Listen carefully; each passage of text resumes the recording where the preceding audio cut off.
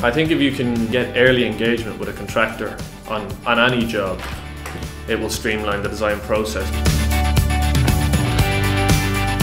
So once we were awarded a contract for T2B, and we started developing build sequences, pour layouts, stop-end locations, we also modelled the whole building in 3D detailing.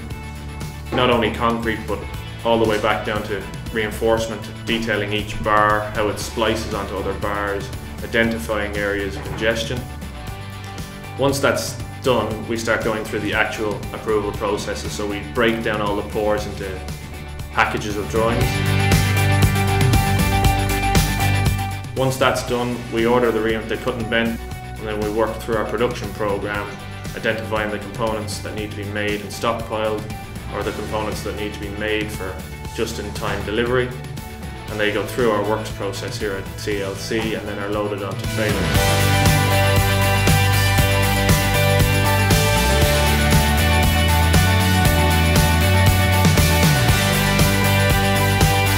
And then we can see if that beam can fit on top like that. Okay.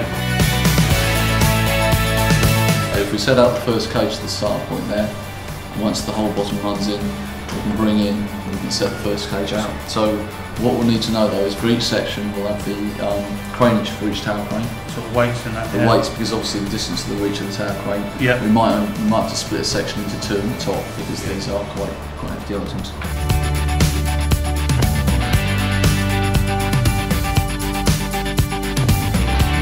We take those 2D information packages along with the schedules, and from that we create our own 3D reinforcement model.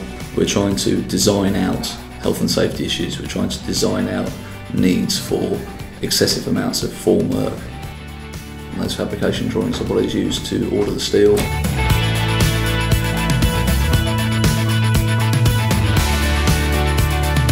The fact that it's all drawn in 3D months before it's even ordered, we can identify any build sequence issues.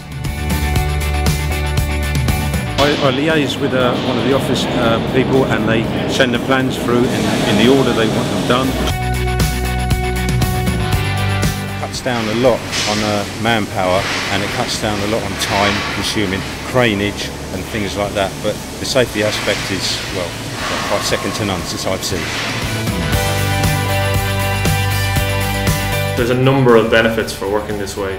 The fact that it's all drawn in 3D months before it's even ordered, we can identify any build sequence issues within the CAD software rather than identifying it in the mucky hole with men standing around looking at it.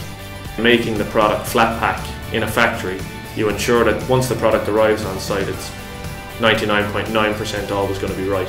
Quality is obviously better because the manufacturing is done under a controlled environment. We can ensure our quality is much better than if it was done on site. By taking the risk off-site and moving it into the factory, and the fact that we're reducing all our working at height issues in the factory, we can ensure that our components are made as per specification and as per the drawing. Without doing prefabrication and reinforcement, we wouldn't have been able to deliver this program as we have done on time. In order to win contracts, you need to be offering the client an edge all the time. And that edge isn't always about money, it's about new innovative ideas, ensuring program and ensuring safety.